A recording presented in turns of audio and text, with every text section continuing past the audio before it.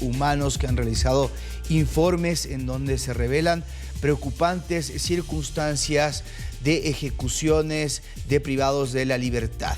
Lo vamos a dialogar a continuación. Se encuentra ya conectada en vivo y en directo con nosotros Ruth López, jefa jurídica anticorrupción y de justicia también de esta organización importante de derechos humanos, Cristosal. Vamos a saludarla. ¿Cómo está, Ruth? Bienvenida a DNews. Le saluda César García desde Ecuador.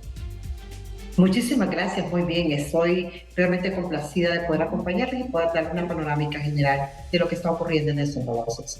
4 años de Bukele en el poder.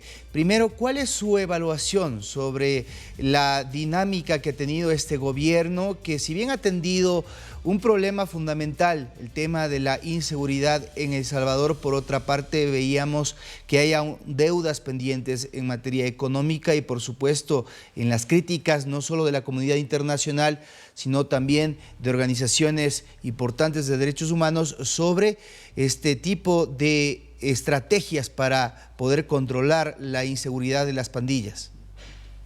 Efectivamente, César. Bueno, El Salvador está viviendo bajo un régimen nuevamente de manobrismo. En el caso salvadoreño, el presidente Bukele ha hecho un uso excesivo de los poderes de emergencia. Desde que asumió en 2019 hemos vivido en varias ocasiones, bueno, ya llevamos más de un año consecutivo, 14 prórrogas, ahí lleva ya el régimen de excepción, pero no es el primer régimen de excepción que se impuso en El Salvador en el periodo de Bukele. Recordemos también los del periodo de pandemia, donde en El Salvador se llevó a centros penales, se llevó a Bartolinas, a personas por haber estado fuera de su casa durante la pandemia, en periodo de contención. Entonces creo que ese abuso de los poderes de emergencia, pues, por supuesto, ha traído consecuencias, y trae consecuencias a partir de elementos como los siguientes. Uno es ese círculo de propaganda muy importante que es el eje central del presidente de la República, donde centra esencialmente sus esfuerzos. Por además, hemos evidenciado durante todo este periodo una alta opacidad, es decir, ha vuelto obligatoria la ley de acceso a la información pública, pero además hay una cooptación total de los poderes de control. En El Salvador no hay una institucionalidad de control que haga ese equilibrio, ¿verdad? Y ese juego de frenos y contrapesos. Por el contrario, hay una centralización del poder en manos del Ejecutivo. Ya hemos visto, usted hacía referencia a la reelección inmediata, que en nuestra Constitución no es posible. Es decir, nosotros tenemos un modelo de reelección discontinua, no continua, pero han utilizado el mismo mecanismo que utilizaron otros presidentes de nuestra América Latina, como para no ir tan lejos el caso de Honduras, por ejemplo, como Orlando Hernández, o Nicaragua con Daniel Ortega. Entonces, estos son algunos de los elementos que se ha dicho. Y por supuesto, ha habido una afectación en cuanto a las políticas sociales. Hoy el 23% de los programas sociales han visto disminuido su presupuesto. Sin embargo, el presupuesto en publicidad, por ejemplo, ha aumentado un 70%.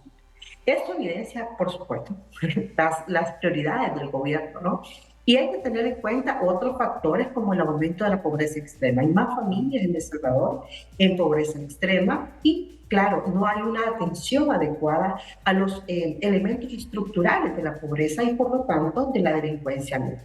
Si bien es cierto que el presidente de la República, usted hacía referencia a un sondeo, hay que recordar, sobre la aceptación, hay que recordar que Bukele llegó al gobierno únicamente con el 51% de la población habiendo participado en el proceso electoral, casi el 52%.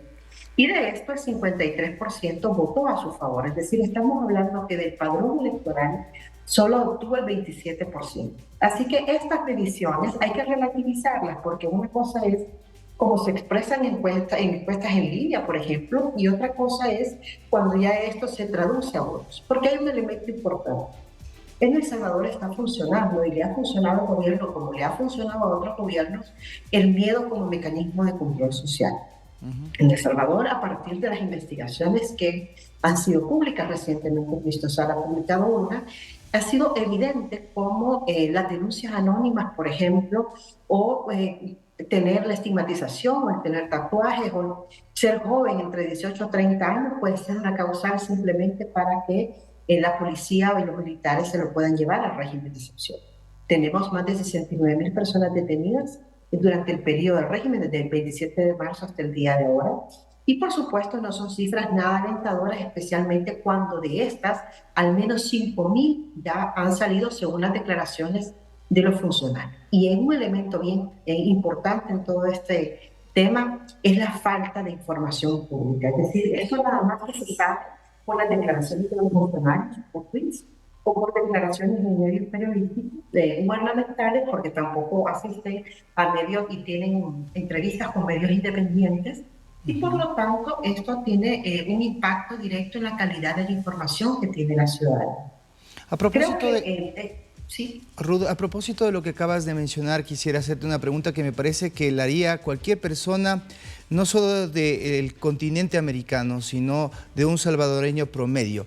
¿Cómo responderle a ese salvadoreño que dice, yo ahora estoy más seguro, las pandillas no están en las calles, están en la cárcel, y que en el pensamiento lógico simplemente dicen, el fin justifica los medios? Tú que tienes una visión de derechos humanos, ¿qué es lo que tiene que entender, por ejemplo, esa persona que piensa de esta forma? Bueno, no solo es, o sea, el tema no es entenderlo. Aquí hay un tema de una comprensión de un fenómeno histórico también. O sea, las pandillas han causado mucho dolor a nuestra ciudadanía, han sido realmente, han vulnerado derechos de la población. Sin embargo, a esta vulneración de derechos de la población, producto de las pandillas, ahora se suma la vulneración del Estado. Entonces, hay una percepción de seguridad mayor, sin embargo, esto no significa que el fenómeno se haya terminado, porque el fenómeno de desplazamiento interno, por ejemplo, lo pueden ver en el informe al que hago referencia, no se ha detenido. Es decir, todavía las pandillas ejercen un control en el territorio y hay un fenómeno adicional.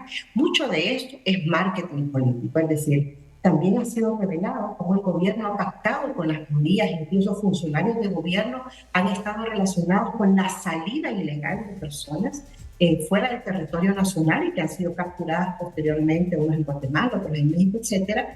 Y realmente ese pacto, que fue la ruptura de ese pacto, o de uno de los pactos con uno de las pandillas, fue el que produjo la masacre de marzo del 2022. Pero además no había sido la única, porque habían habido otras masacres similares, en menor cuantía, pero con bastante cantidad de personas fallecidas.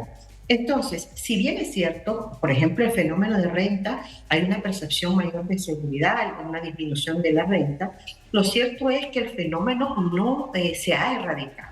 Es un fenómeno social que tiene que trabajar justamente bajo estas causas estructurales que producen la violencia, que llevan a la pobreza, etcétera, y a la discriminación tan fuerte que en el caso salvadoreño. Yo creo que aquí lo que se ha hecho nada más es una disminución de al menos de una cifra aparente de homicidios. ¿Y por qué digo aparente? Porque realmente el gobierno ha modificado los estándares para la cuantificación de los homicidios. No se cuentan todos los homicidios. Por ejemplo, los homicidios que se producen entre pandilleros no se contabilizan. O los que se producen también sobre pandilleros no se contabilizan. Entonces, ahí hay una manipulación también de las cifras que desafortunadamente no hay cómo comprobar en su totalidad. Quienes sí han podido advertirlo es justamente los medios de comunicación. Muchas gracias a ustedes. Te quiero agradecer mucho por este análisis desde una perspectiva interesante, con una visión de derechos humanos, de lo que ha constituido estos 4 años que podrían prorrogarse para 4 años más. Veremos si así lo deciden los salvadoreños. Ruth, gracias. Gracias a ustedes.